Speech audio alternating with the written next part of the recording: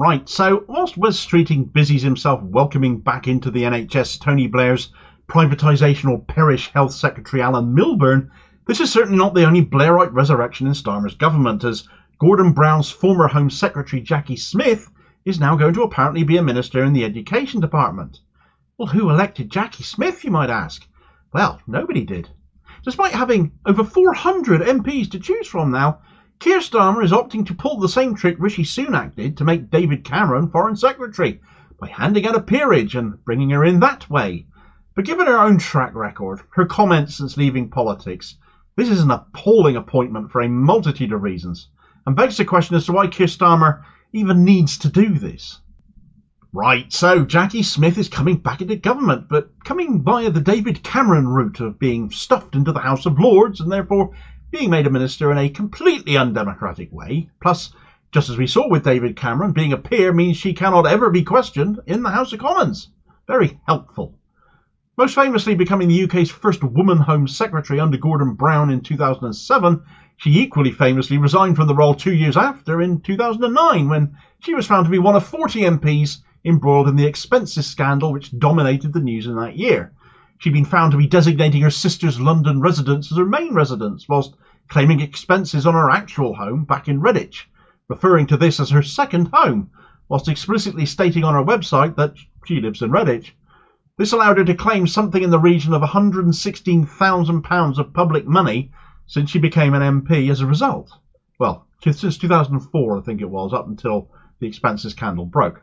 She also famously was found to have claimed on expenses to adult films her husband had watched whilst she was away.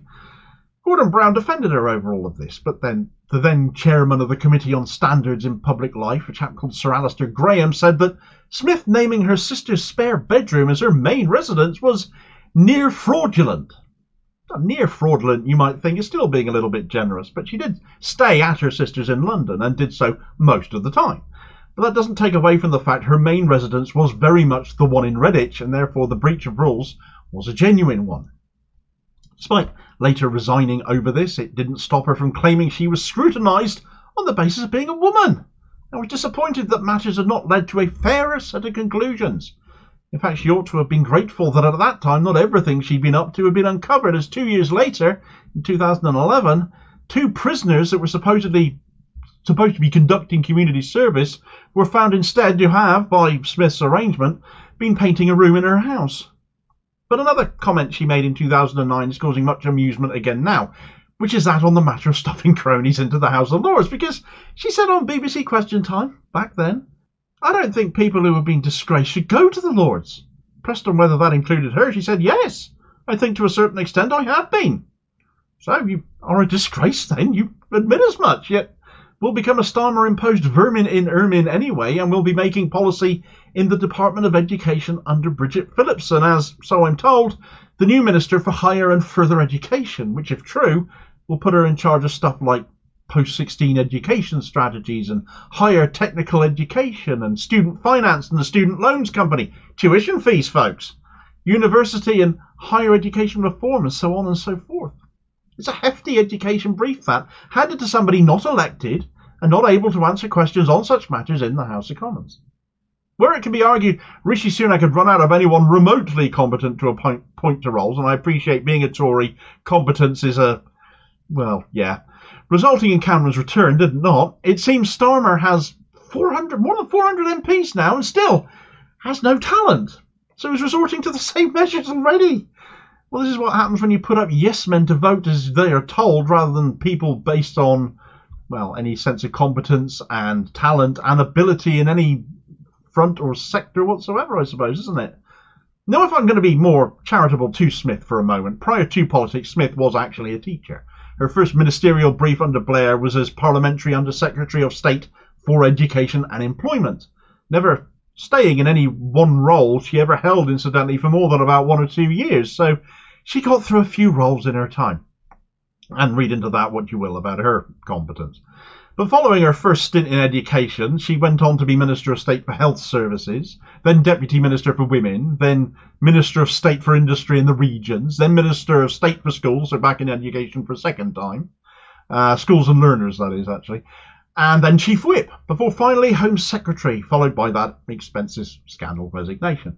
And now it's back to education for a third time, it seems, though with no mandate to be there at all, and scandal be damned what went by in the past. This is what passes for high quality in Starmer's Labour now, you see. Is Jacqui Smith high quality? Well, it would be remiss of me to not mention the fact that in 2009, a leaked poll of party members, coincidentally released alongside those ongoing expenses scandal allegations, which may have had a bearing, found that Smith was regarded as the worst performing member of the cabinet, just 56% of Labour members believing she was actually doing a good job as Home Secretary. So having left politics in 2010, losing her seat to the Tories as she did in that election, she's been a regular face on mainstream political commentary shows, and most recently has shown a particular pro-Israel streak. For example, she has openly expressed the belief that boycott, divestment and sanctions is actually anti-Semitic, and denies that Israel is an apartheid state. This is interesting because Smith was a big detractor of apartheid in South Africa back in the day, which of course was overcome by BDS. South Africa was sanctioned, business ties around the world were severed. And in an interview on Good Morning Britain on this subject just last May, she had plenty to say in light of all of the above, saying, "I think there might be people saying, but Jacqui, you argued for disinvestment in South Africa. I don't believe the situation in Israel is the same. I don't believe it is legitimate to suggest that there should be no trade. Therefore, for example, they are also arguing that you shouldn't have links with Israeli universities. It's a different issue. You can fundamentally oppose the Israeli government. You can have enormous concerns about what is happening in Gaza. But to go that step further and to say that nobody should engage with Israel is what I think people believe is anti-Semitic." Now, the obvious takeaway there is that it isn't anti-Semitic at all to oppose Israel in any way. The nation-state of Israel is not equal and equivalent to the Jewish faith itself. And making that connection is actually what I would consider anti-Semitism. But the example she chose I thought noteworthy. As to of all the things you could break ties with Israel over as part of BDS, she chose as her example to bring up Israeli universities. And now she is the minister literally overseeing such ties between those institutions and universities here in the UK. Jacqui Smith was a Blairite MP who voted for the Iraq War, and when challenged on her part in that, when accused directly by George Galloway on BBC TV that she had killed 1 million Iraqis, as he directly accused her, she just rolled her eyes at him. This is a woman who, as Home Secretary, tried to build a DNA database of innocent people's DNA, only to be stopped finally by the European Court of Human Rights and being told she had to destroy it. She introduced as Home Secretary a law that made immigrants go through a period of probationary citizenship in which they had to prove their worth, and also said that if immigrants wanted to come to the UK, they should hold a master's degree, and planned to raise the immigration salary threshold from £17,000 in 2009 to £20,000. Many people in this country still don't earn that in 2024. She also brought in rules to force foreigners to pass an English test before they would be permitted to marry anyone from the UK. Every one of those things would be something you would imagine Suella Braverman would be quite proud of, surely. Unelected, pro-Israel, anti-migrant, scandalised, and back in government. Keir Starmer is already wasting no time making his poor reputation even worse.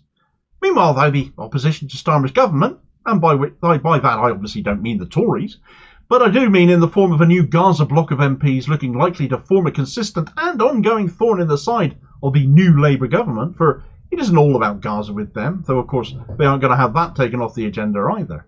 And all were elected in no small part because of Keir Starmer's own self-serving authoritarian actions. A problem of his own making they will be, and I hope they're going to make a big problem of themselves. So familiarise yourself with this group of mostly brand new MPs in this video recommendation here.